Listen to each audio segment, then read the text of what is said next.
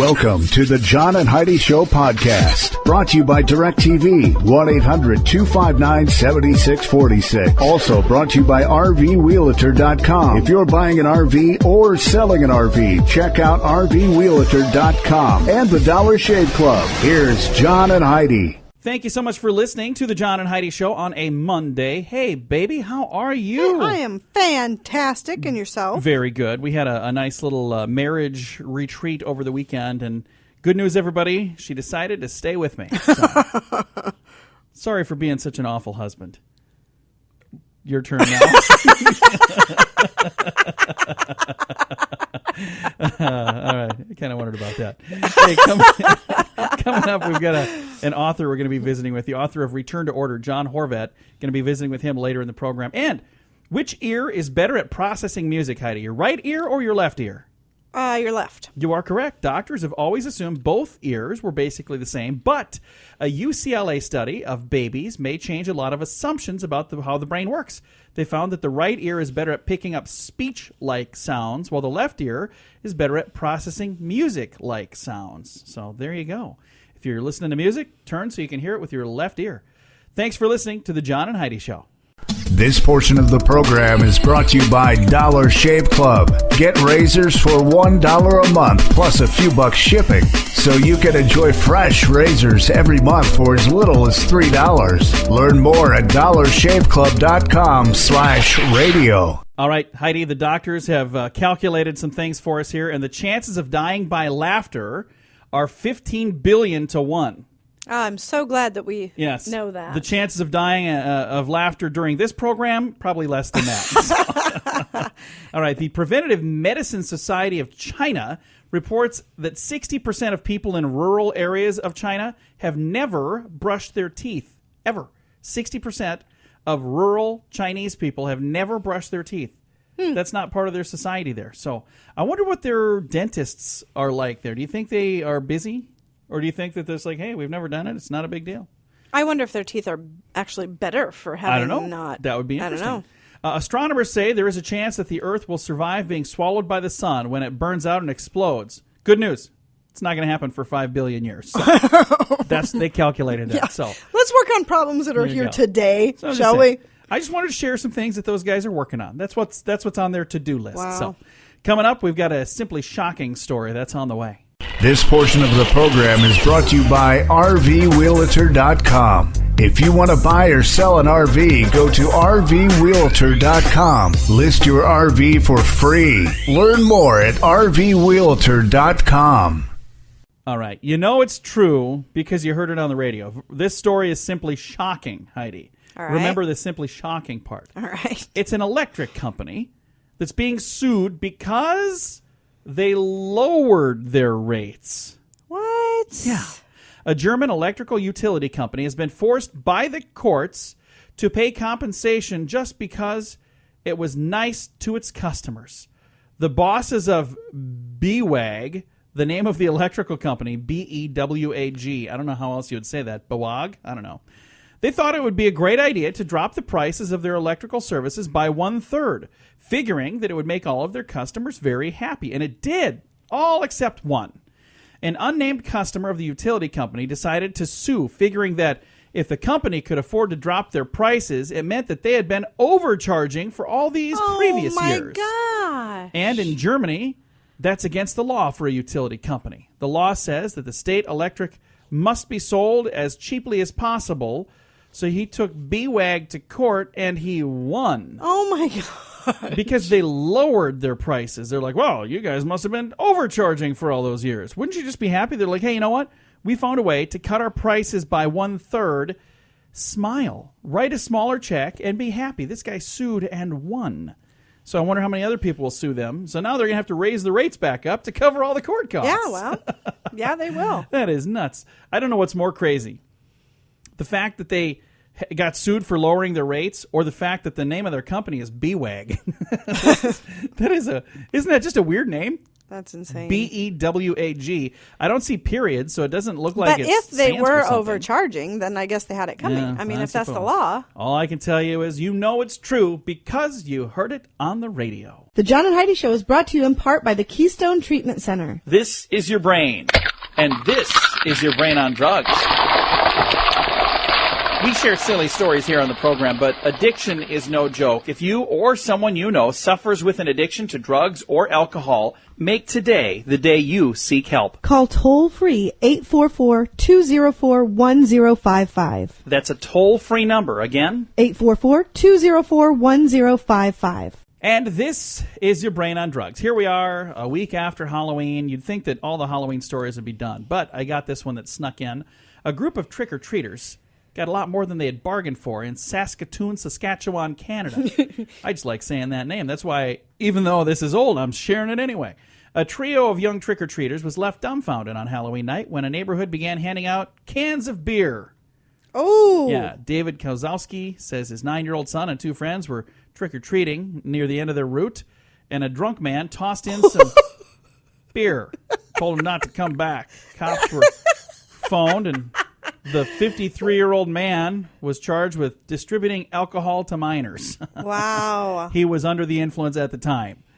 He's like, you know what, ring on my doorbell. Here, just take this. Go. Get out of here. Go. I gave a couple of trick-or-treaters some shots, but yeah, they were but grown-ups. they were adults. They were adults. They were drinking when they came to the door. Yeah, they had a beer there. So my it was wife the was parents like, of some of the children. Trick-or-treating, and you're you guys are trick-or-treating. trick-or-drinking. Well, let's give you something. So That's right. they thought it was pretty cool. All I know She is... said, they both said, you're the first one who offered. Yeah. Imagine that. All I know is this is what happens when your brain is on drugs. This portion of the program is brought to you by Keystone Treatment Center. Addiction is no laughing matter. Call Keystone Treatment Center toll-free at 1-844-204-1055. Now your moment of duh. May I have your attention, please? If you plan on robbing a bank, please call in advance to make reservations. Oh, my gosh. Thank you. A Des Moines, Iowa woman is suing a bank for not knowing that it was going to be robbed, resulting in her being put in danger during the armed heist.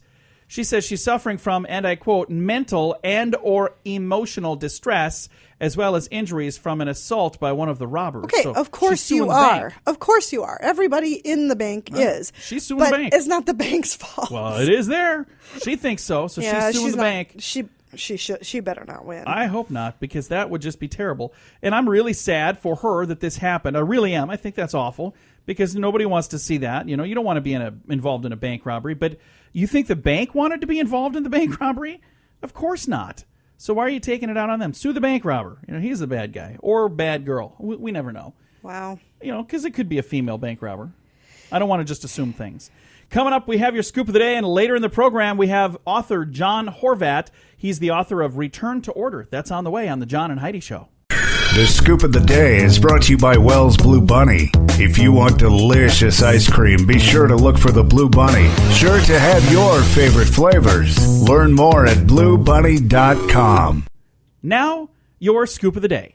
A very expensive U.S. military blimp broke away from its moorings last week and drifted from Maryland to central Pennsylvania. I talked to a guy who worked right around the corner from that. He was telling me that he saw the thing happen. Property owners with damage from the military blimp have been instructed to submit claims to the Army. Did you see that online? Did you hear about that? No, I didn't even know there were still blimps. Yeah, there was a blimp that broke from its mooring. Moorings are like the anchors. And something else had happened about the same time. A 350-pound, ginormous inflatable pumpkin was blowing down the road, too. There was a video online of that. Did you see that? No. Man, you missed out on all kinds of fun stuff. I guess so. All happened at about the same time. But the pumpkin was not owned by the Army. That was somebody else that had that. Giant pumpkin broke loose. There's a video of it rolling through the streets. I'm like, ooh, somebody's going to have a bad day. Apparently, somebody was shot by a dog. Have you heard about this? Yes. I did. The Washington Post did a little research. They discovered that including the victim from a week ago, since 2004, there have been 10 people that have been shot by dogs. So apparently dogs are fighting back. Dogs have had enough. Yeah, next thing you know, the deer are going to be shooting at us, and then the fish will be catching us on hooks. You know, you just never know what's coming up. But 10 dogs have shot people since 2004. All right, Ford has announced that it will build trucks at an Ohio plant. The decision marks the first time that Ford has returned manufacturing jobs to the U.S. from places like Mexico, China, and Japan. Ford's decision comes after Donald Trump criticized Ford for building a $2.5 billion plant in Mexico. So after that was announced, they're like, hey, we're going to start building some trucks now in Ohio. I think that's good. That is good. All right, if you're stressed about possibly being diagnosed with breast cancer, keep it up. According to a British study, women with high levels of stress in their everyday lives are less at risk of developing breast cancer for the first time. Well, then I am in the clear. Heidi is going to be set. You are so stressed. However, they did point out that all of this theory is only speculation. They do need some more thorough investigation, and then they can tell you. So, Heidi, you're not quite in the clear yet. But they're saying, hey, keep on worrying, because so far, it could be good for you. If you try to learn a new language before you head out to a foreign vacation and find it more difficult as you get older, scientists now know why. Instead of language skills deteriorating with age, as once thought, they say your brain becomes better at filtering out sounds that we don't use in our native language. That means we don't recognize some sounds that could be common in another language. It explains why children are better at picking up languages, since their brains have not yet completely developed and they don't quite tune out unneeded sounds yet. They say the study could lead to a new way of teaching adults foreign languages that would make it easier for us dumb adults to learn. That is one thing I think we do wrong in this country that the other countries do right. They learn to speak all kinds of stuff. They start learning other languages right away when they start school. And we wait until high school and say, hey, now you have to take 2 years of Spanish. I'm like, what? Me? I don't know how to speak English yet. All right. Before we get to our strange law, Chicago was recently named the top thrill-seeking city in the country. So, isn't it thrill-seeking just to live in Chicago? We drove through Chicago. When I say that, I mean Heidi wouldn't drive. I think maybe they just wrote that wrong. I think it's supposed to be toll-seeking. Yeah. It was every couple of miles. We had to pay $3.60 to drive on the road. I'm like, what? Just to drive? All right, our strange law. If you are a pedestrian trying to cross a highway at night in Indiana, you are required by law to wear a tail light.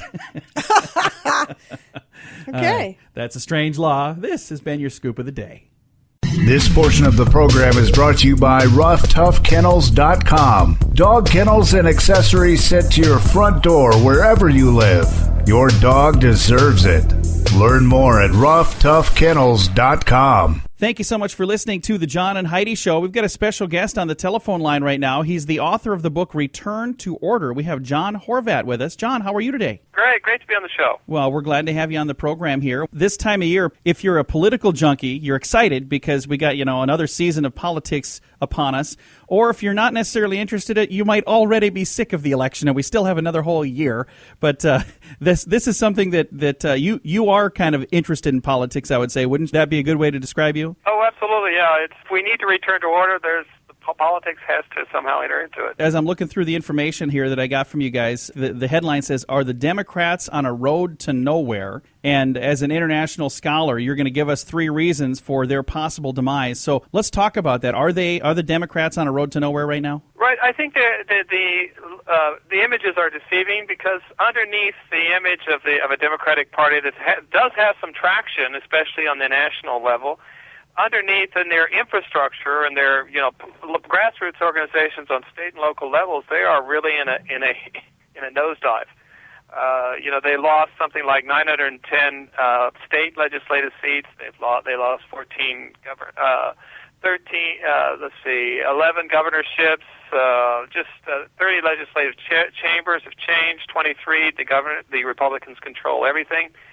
It's really quite serious, and they're using words like free fall and dire. Anybody, whether you're in politics or sports or anything, when you're saying free fall and dire, those are definitely not good words to use, are they? Right, and infrastructure is important. The platform is the important thing. You really can't go anywhere unless you have that backing. The image looks nice, but once you get below the image, it doesn't. It really is serious. I think a lot of the time people say, well, the media, they blow this out of proportion.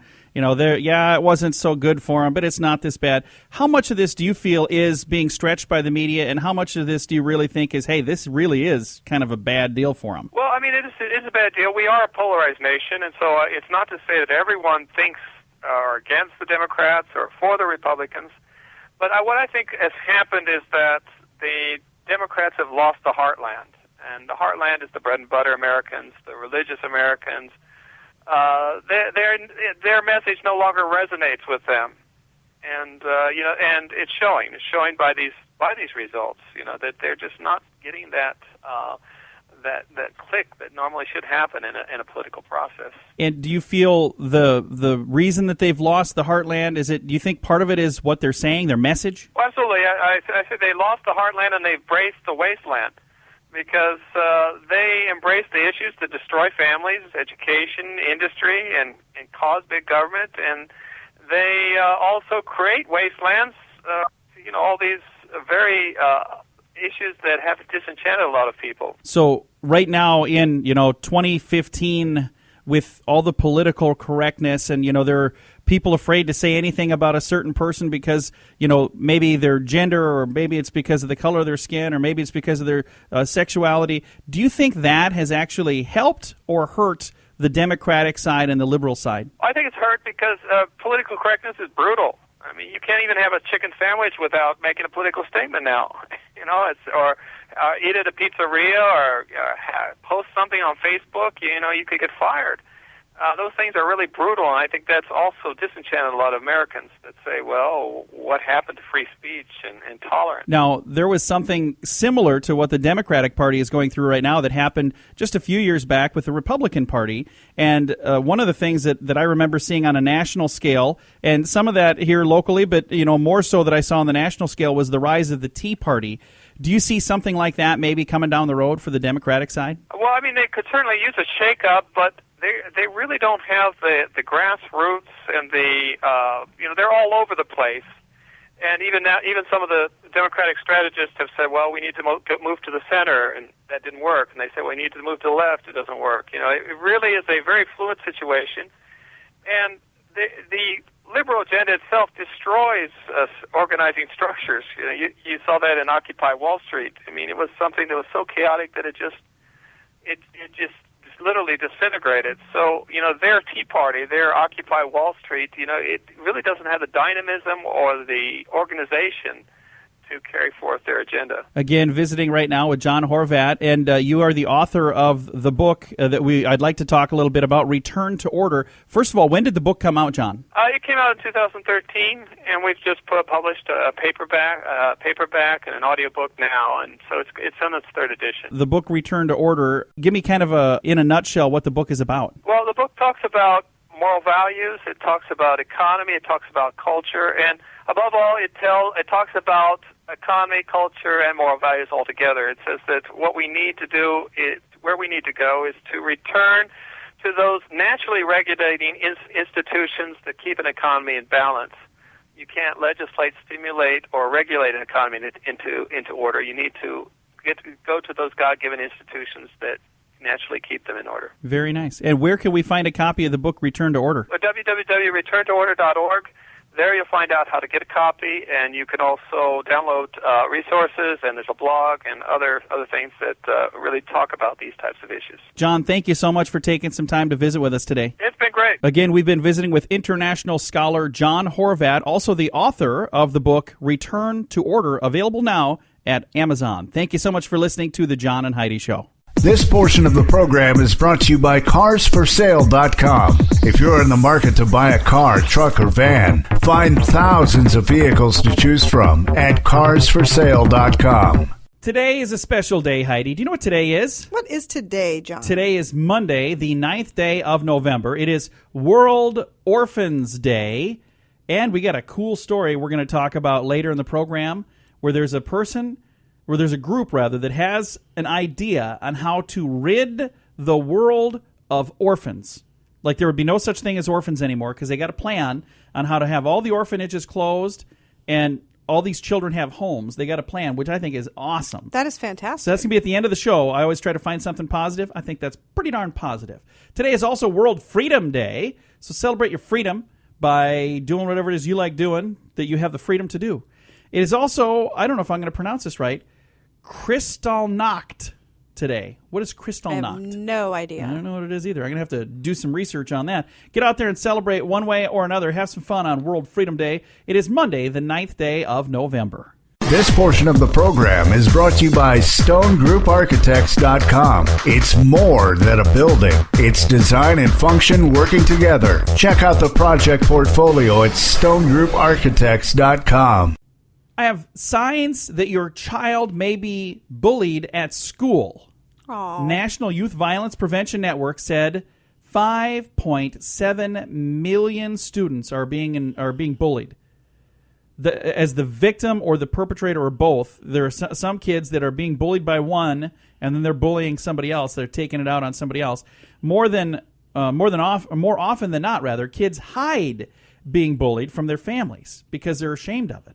So it's important to watch for these 6 key signs outlined by the Department of Health and Human Services. So be on the lookout for these things. Loss of interest in school. Wait a minute. Doesn't that describe almost every kid? That might be a hard one to tell because I think a lot of kids go through that. But there is a sharp decline in grades or sharp decline in interest in school. If they were very interested at one point, all of a sudden it's like, I just really don't want to go. That could mean that they're being bullied. Inconsistent eating and sleeping patterns. If all of a sudden I'm not hungry anymore, or you know what, I'm going to go to bed early or whatever, these are things that could be signs of being bullied. Fear or anxiety of going to school. If your child doesn't want to, no-brainer. But I'm saying this is one of the signs that they're saying to look for. So if your kid usually rides the bus and they say they don't want to ride the bus anymore, or they're afraid to do that, it could be maybe that they're being bullied on the bus. Unexplained cuts and bruises. If all of a sudden your child comes home, that's one that you should certainly right away say, what in the world is going on here? Next, damaged or missing belongings. Is there any parent that needs this list? Well, I'm saying these are the lists to look for. Are you that out of tune with your child that your kids come home all banged up, cries when they have to get on the bus, has horrible grades, damaged and missing belongings, and you can't figure out that possibly and there's one something more. is happening? We've only gotten to 5. Number 6 is frequent health complaints and requests to stay home. So, serious things to look for. If you have children that are experiencing those things, they may be being bullied. So there you go. Real signs from the Department of Health and Human Services. Coming up here in a bit. First of all, Heidi's going to bully me during the break. I'm just going to tell you. Honestly, I do want to say this. It's horrible. Have open conversations with your child, whether you think your child is being bullied or if you think your child is being a bully. Have a conversation, let them know how hurtful and harmful it is if they're being the bully. It is so hard to get past stuff like that. Come on, guys. So yeah. Let's just love one another. Pay attention to your kids. Yeah. If this list helped you, yeah, you may want to buy a parenting book. Coming up here in a bit. Utah residents have a great idea and a place to hide their valuables, but didn't necessarily work out for this guy. We'll tell you all about that. This portion of the program is brought to you by DirecTV, 1-800-259-7646. Also brought to you by RVRealtor.com. If you're buying an RV or selling an RV, check out RVRealtor.com and the Dollar Shave Club. Here's John and Heidi. Somebody in Utah thought they had the best place to hide their valuables. They put it in a fake soup can. Well, problem was they gave the soup can to a food drive. Aww.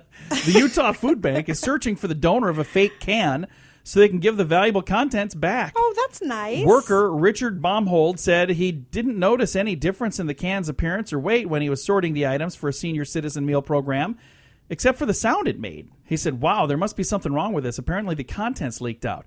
So he thought it must be damaged. He submitted the suspect item to his supervisor. They opened the can and found, you ready for this? $7,000 in gold chains and pearls and other gems. The food bank has no idea when the can came in, and they've turned it over to the police for safekeeping, and they hope to have that all solved. And who knows? This is from about a week ago, so they may have found a lot of people who donated it by then. Yeah, exactly. Got a feeling they're going to have a lot of people. Yeah, I turned in a can. So that's sad because now you got to figure out how do we prove whose it is. There you go. Interesting stuff happening there in Utah. Thanks for listening to the John and Heidi Show.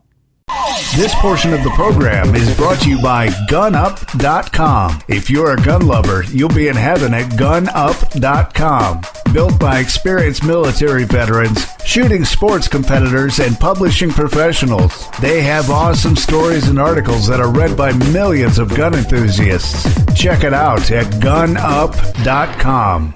Thanks for listening to the John and Heidi Show. Teachers' high standards, not false praise, improve students' grades. Ready for this story, Heidi? Okay. New psychology research from the University of Texas at Austin says students who received notes expressing the teacher's high expectations scored better on writing assignments. The report says that the latest studies contradict a common trend in education of praising students for mediocre work. What they're saying is, instead of, taking whatever they turned in and said, oh, hey, this is really good. Yeah. Well, because if you're Instead- praising them for mediocre work, they're going Yeah. to continue to turn in mediocre work because they think that's good. What they're saying instead is for you to expect more and let them know. Students who receive notes expressing the teacher's high expectations, they scored better. So if the teacher's saying, hey, you can do better than this, on the next one, let's put a little more effort into it, those kids do better. So I there am was a so glad study. some of this common sense is coming back into education. Well, so just, glad. Just because the study was done doesn't mean they're going to do it. I'm just saying. I sure hope they do. All right, coming up here, Dead or Alive. We got an interesting story we're going to share about a guy who's just trying to prove that he's alive. Can you take his word for it, considering he's the one talking? It's on the way. This portion of the program is brought to you by Dollar Shave Club. You can get razors sent to your door each month for just $1, plus a couple of bucks shipping. It's an amazing deal. Log on to dollarshaveclub.com/radio to learn more. That's dollarshaveclub.com/radio. Now, back to the John and Heidi Show podcast. Every once in a while, we come across a story that just makes you wonder. 20-year-old Stephen Dercherer has been refused his tax rebate because the government told him he's dead. Oh! A Canadian man recently wrote to the country's revenue agency asking for his tax rebate. Their response back to him was addressed to him, but it was to his estate. They declined his request because they told him, you are deceased. He's now trying to convince them that he's alive. He was quoted as saying, I want the government to make me alive again so I can get on with my life. Can you imagine how weird it would be to be, according to the government, dead? But here's the good news then. He wouldn't have to pay taxes anymore, would he? He's asking for a tax rebate. If he could just say, hey, you know what? I tried getting a rebate on my taxes. And I don't think it works that way. I don't think they would say, now you don't have to pay taxes. They would back tax him once they finally figure out that. I think it's interesting, though, how that works. There's an association called the, this is in Canada. So this is their, what do they call this one? Doesn't say. It's not the IRS. What do they call it here? Tax rebate response from, anyway, whatever the government agency is there. It's interesting how government agencies sometimes think that the laws don't apply to them. Yeah. Because this guy is saying, hey, I'm alive. I want my rebate. I gave you the money. You took it out of my checks. You owe me money. Yeah, I don't understand. Because if it were the other way around, if he owed taxes, they'd be all over him. They'd be taxing his estate. Yep. So, I don't know. It's just an interesting thing. And we'll move on before I ruffle any more feathers. Coming up here in a bit. Since today happens to be World Orphans Day, I've got an awesome story about a group that says we want to do away with orphans. I mean, they got a plan to rid the world of orphans. You might want to be careful in a good way. I'm just saying, what they're saying is there should be no such thing as orphans. There are people who want children. Let's do this right and get the children to people who want them. And they got such a cool concept. We're going to tell you all about it here in a bit. This portion of the program is brought to you by DirecTV. Call 1-800-259-7646. They have hundreds of channels to choose from, with many packages to fit your viewing desires. Learn more at 1-800-259-7646. Every day, I search high and low, and I try to find good news. And some days, it's kind of tough. But then there are days like today where I'm like, man, I got so much good news. It's just pouring out of my ears. Take a listen to this. There is a group called Bethany Christian Services, and they are working to rid the world of orphanages. They say there's no need for orphanages. Okay. Bethany has built a successful foster-to-adoption model that has replicated over and over and over now in numerous countries. Ethiopia, South Africa, and Zimbabwe no longer have orphanages. None of them do. Officials say the model is, through partnerships with local churches around the world, they move children from these orphanages into loving homes. To help fund the program, the first world churches partner with third world churches. So there are churches in countries that are doing well that partner with countries that are not doing so well. And each one of them benefit from this because the people that are doing well are saying, hey, the money that we're giving is going somewhere good. It's actually being utilized to help people. And the people in the countries that are not doing well are saying, hey, this is an opportunity for us to actually provide some services that are needed. So just such an awesome thing. They provide these churches with material support, including children and family sponsors. And it's a key to helping these families be able to do these adoptions. And some are just foster families, but it's still it's much more preferred than the orphanage setting. Absolutely. How wonderful would it be if we no longer had any orphanages anywhere in the world because there was no need for them? Yeah, that would Wouldn't be that be lovely. amazing? What a wonderful thing that would be. And this is such a cool thing. Again, the company, I don't know these people, so I don't know anything about them other than their name, Bethany Christian Services. And again, the headline says they're working to empty the orphanages all around the world. So that is such an awesome thing. You look like you're going to say something. What are you going to say over there? Well, Taylor has been saying to us for years that we should adopt a child. But then she also comes back and says that we're terrible parents. And she also says she can't stand the brother she's already got. So I She's a mean, confused really. young lady. No, I can tell you this. For those of you who open your home to children, God bless you, man. That is such an awesome thing. There are people out there who are saying, I would love to have a child. And that's why this group is saying, why are there orphanages? When there are people who want to have children, who want to open their homes, such a cool thing. So it's awesome that somebody's doing that. Time to say goodbye, Heidi. Goodbye, Heidi. Goodbye, everybody. Have a great day. Thanks again for listening to the John and Heidi Show. Time now for the bonus break. Only available here on the John and Heidi Show podcast. And your bonus break is brought to you by the Dollar Shave Club. You can learn more on their website. I'm going to give that to you, but not quite yet. Because first I want to tell you why you should go there. You should go there if you ever shave and you like to save. If you ever shave, you need razors. If you like to save, you need these razors. Their razors are more affordable and they bring them to you. I mean, they deliver them right to you for as little as $1 a month plus $2 shipping. So $3 a month. And for that, you get 5 razors every month. So for $3, that's an amazing deal. They'll bring them right to you. If you'd like to know more and check out a really funny video at dollarshaveclub.com/radio. Now your bonus break. If you're looking for a home in the Chicago area, good news. They're apparently giving some amazing deals right now. And even Michael Jordan is giving people a bit of a break on the home he's trying to sell. He has a little home for sale, Heidi. Little home, I'm sure it is. You might call it a cottage in some parts of the world. It's only 56,000 square feet. Wow. Yeah, not 5,600. That would be enough. According to this, 56,000 square foot home. That's like a hotel. That's insane. Isn't it? So anyway, it is a Chicago mansion. He's had it available for 3 years.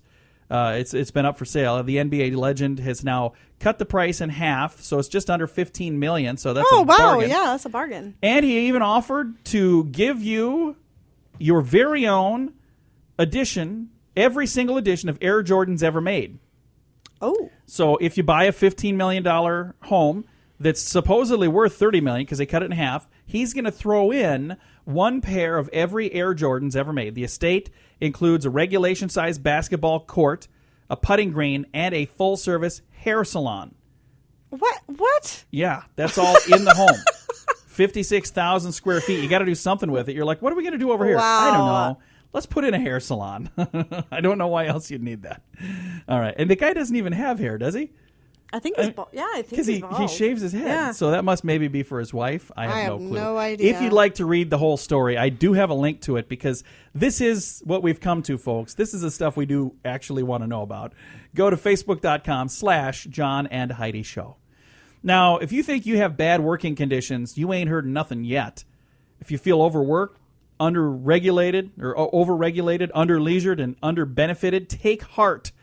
Here was an actual notice found in a London office building, and they were tearing apart this building, and they found this note dated 1852. Whoa. So take a listen to what the note said.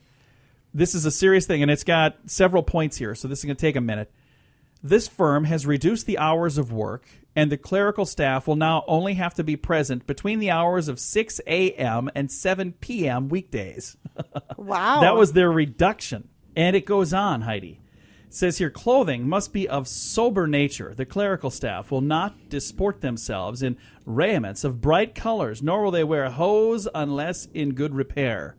So saying no brightly colored clothing. Well. Tones of gray. That's all you need. Wow. Overshoes and topcoats may not be worn in the office, but neck scarves and headwear may be worn in inclement weather. Next on the list here, a stove is provided for the benefit of the clerical staff. Coal and wood must be kept in the locker. It is recommended that each member of the clerical staff bring 4 pounds of coal each day during the cold weather. So they're saying you need to heat the office yourselves. This is from 1852. No member of the clerical staff may leave the community room without permission from the supervisor. Next, no talking is allowed during business hours. Kind of sounds like somebody we know. Yeah, there's a business we can think of right off the hand. This is from 1852, though. Yeah. The craving of tobacco, wine, or spirits is a human weakness, and such is forbidden to all members of the clerical staff. Oh. Yeah. Now, like only during work hours or like full time? All the time, I think. Now that the hours of business have been drastically reduced, the partaking of food is allowed between 11:30 and noon, but work is not on, but work will not on any account cease. So saying you can eat from 11:30 till noon, but you got to keep working too. Oh my gosh! What kind of a business was it? It just says it was a London office building. So again, this happened. This was found when they were tearing the building down. It's from 1852. So. Next on the list says members of the clerical staff will provide their own pens. A new sharpener is available on applications to the supervisor. So you're supposed to bring your own pens. Don't mess with pencils because they don't want to mess with all the time you'd waste sharpening it. The supervisor will nominate a senior clerk to be responsible for the cleanliness of the main office and the supervisor's private office. All boys and juniors will report to him 40 minutes before prayers and will remain after closing hours for similar work. Brushes, brooms, scrubbers, and soap are provided by the owners. So that was nice. At least they're providing all of that. Jeez. And then the last thing on the list. The owners recognize the generosity of the new labor laws, but will expect a great rise in output of work to compensate for the near utopian conditions. Utopian. Yeah, my goodness. Now the new labor laws, for the very first point on here, they're now only working from 6 a.m. till 7 That is p.m. insane. So 13 hours a day is all they're expecting. That was back in 1852.